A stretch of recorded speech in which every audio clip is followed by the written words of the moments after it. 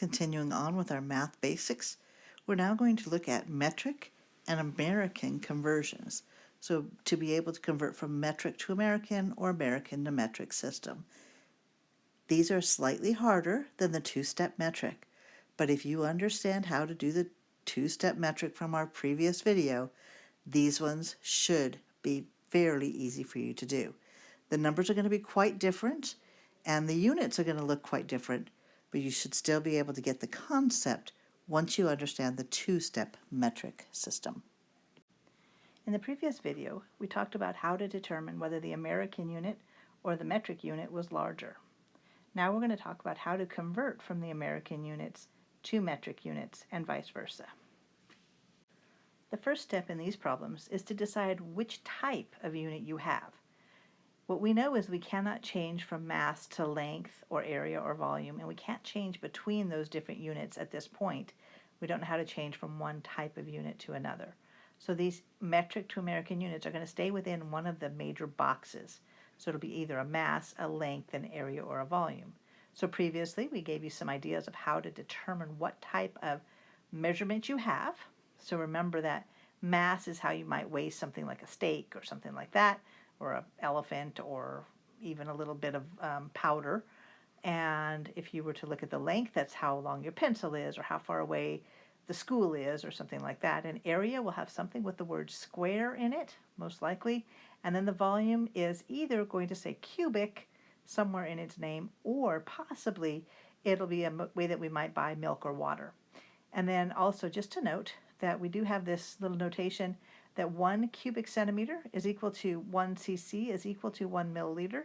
We may need to use that because some of our conversions, as you see above, might say centimeters cubed, but I might give you the question in milliliters, or I might give it to you in cc's. So we use those interchangeably, which means you can replace the question, you can replace whichever one you need so that it'll work out right in the conversion. Once we've determined the section that we're going to look at, the next thing you would want to do is to make a ratio out of whatever your question is. So in the first question, in letter A, we see that we have centimeters and inches, which tells us we're in the region of length. So we'll be focusing on the length section for that one. And then we're going to look for the one that has both centimeters and inches, and we'll see that 1 inch is equal to 2.54 centimeters. And we're going to use that as a ratio. So as a reminder, that means that we can write 1 inch equals 2.54 centimeters. And we can divide both sides by 1 inch, so that we have 1 inch over 1 inch is equal to 2.54 centimeters over 1 inch. And so that means 2.54 centimeters per 1 inch is equal to 1. So we can use that as a conversion factor. Or we could again write 1 inch equals 2.54 centimeters and divide both sides by 2.54 centimeters. Again, because these two are equivalent to each other, it doesn't matter which one goes on top and which goes on the bottom, just that we have a ratio between centimeters and inches. So at this point, we would now have 1 inch over 2.54 centimeters is equal to 2.54 centimeters over 2.54 centimeters, which is 1. And so we would have 1 inch over 2.54 centimeters is another ratio. Now let's figure out how to use it. So let's go to letter A and see how we do it. All right, to start this problem, we look to see what type of problem it is first. We see that we have something in the metric system, we have something in the American system. So we know we're going to use the American to metric system chart, and this chart will be provided on the exam. You don't have to guess what it is. So we will be giving you this chart on the exam at all times, or I'll tell you the ratio of just that one section. And then we want to look to see what kind of unit it is. And again, we already figured out that that is a length unit. So we're going to focus on just the length section, and we're going to see that 1 inch is equal to 2.54 centimeters. Now how do we start the problem? Well, we're going to look at what we know. We know that we have 14.2 inches. We're going to make that into a fraction by dividing by the number 1. That's just to make it easier for us to look at. Then we're going to multiply by something, and we want to make sure that the units cancel out. So right now we have inches on top. We need to put inches on the bottom. So we're going to put inches on the bottom, and we're going to put centimeters on top because that's what we're headed to, and we see the ratio gives us inches and centimeters. What goes with the inches? Notice that there's a number 1 here with the inch. We're going to put the 1 with the inch, and the 2.54 stays with the centimeter. So we're going to have 14.2 inches on the top divided by 1 times 2.54 centimeters divided by 1 inch. And that gives us our answer of 36.068 centimeters. Notice that the inches cancels out and our answer is left in centimeters. Now we're not going to worry about the actual number if it's 36.06 or 36.068 or whatever the number is, because it is a multiple choice question on your exam. So don't get too stressed about how many places to put the decimal in. If the answer says put it to 2 decimals, then go ahead and put it to 2 decimals. If it says to 1 decimal place, then put it to 1. You should not see that question of how many decimal places to put it on the exam, but you may see it on the online homework. Now let's move on to letter B. Okay, so in letter B, we notice that we do have the metric system. We have liters, and we have the American system where we have quarts. So we are doing American to metric or metric to American. And so we'll use our chart. Next, we need to figure out what type of unit do we have. So what do you think we have? Hopefully you picked that it is volume, so we're going to look at just the volume section. And you should spot the one with the liters and the quarts down there at the bottom. So where do we start the question? Let's start with what we know, which is 7.3 quarts. Put that over 1 to make it into a fraction. We want the quarts to cancel out, so we're going to put quarts on the bottom for this question. And we're going to put liter on the top. You'll notice that the 1.06 goes with the quart, and the 1 goes with the liter. So that we have 7.3 quarts over 1 times 1 liter divided by 1.06 quart, and the quarts are canceling out. And on your calculator, you'll see that you get 6.908 liters. And again, the quarts is going to cancel out, so that we're left with our unit of liters. Again, do not worry about exactly how many numbers, how many places you go out in the decimal place. It won't be a problem because it is multiple choice on the exam and there won't be various numbers there. On to letter C. On letter C, we can see that we have feet and meters, which means we have both the American and the metric system. And we see that we have square feet and square meters, which means we are in the area section. We're going to start with what we know, which in this case is that we have 50 square meters. Write that over 1. We want the square meters to cancel out, so we're going to put square meters on the bottom. And then what do we want to put on top? Now notice that we have 2 different conversions. One goes to square feet and one goes to square yards. Which one should we choose? Of course, we should pick the one that says square feet because that's what we're looking for in our answer. So we're going to put foot squared on the top, and then we're going to figure out the numbers. And again, the 1 goes with the square meter, and in this case, 10.76 goes with square feet.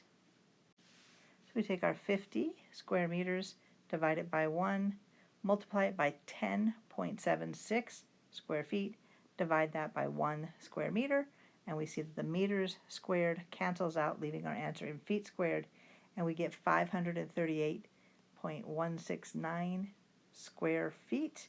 Again, don't worry about the 0.169. It'll be fine because it's going to be multiple choice. I'm going to do a few more to give you a little bit more practice with this. I find that people this is a challenging topic, so if you're having some trouble, go ahead and continue on. If you feel like you've got it, you do not have to watch the rest of the video. So on letter D, we're going to find out how many pounds is 78.7 kilograms. So part 1, what type of unit do we have? So think about pounds when you're weighing something. Look at a mass or weight. So we're going to look at that section. And we'll start our question with what we know, which is 78.7 kilograms. I'm going to write that over 1 to make it into a fraction. We're going to cancel out the kilograms. We're going to put 1 kg on the bottom. And we're going to convert that one to pounds, and that'll be 2.20 pounds on top. So we have 78.7 kilograms divided by 1 times 2.20 pounds divided by 1 kilogram, and that will be equal to 173.504 pounds. And again, as long as you get around 173.5-ish, you're in good shape.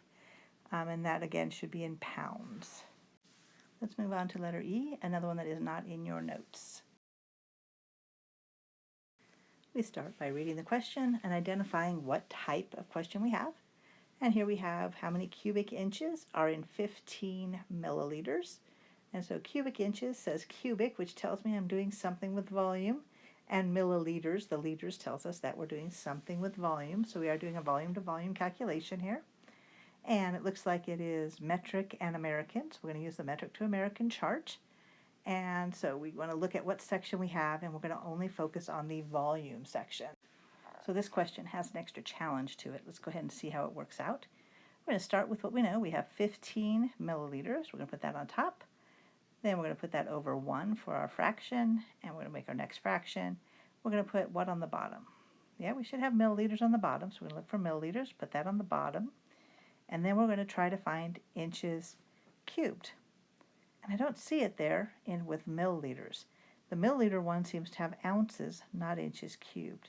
That actually should say fluid ounces, not ounces. But you'll notice at the very top that we do have something with 1 cubic inch.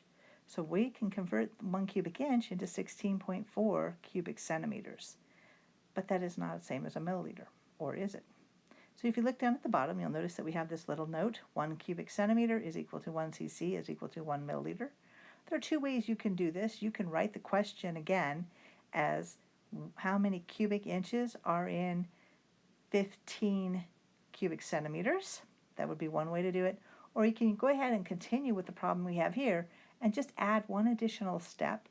So right now we have milliliters on the bottom. We can say that 1 milliliter is equal to 1 cubic centimeter. And now we've canceled those 2 milliliters out and we're left with cubic centimeters. And we can continue the rest of the problem.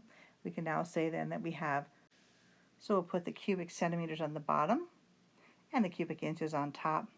To keep the 16.4 with the cubic centimeters and put the 1 with the cubic inches. And now we can go ahead and put that into our calculator, and we will see that we have 15 milliliters divided by 1 times 1 cubic centimeter divided by 1 cubic centimeter. So you can see that has no effect on the actual calculation. Times 1 cubic inch divided by 16.4 cubic centimeters. And that leaves us our answer. Once milliliters cancels out, centimeters cancels out, that leaves us our answer in cubic inches. And so we get 0.915 cubic inches.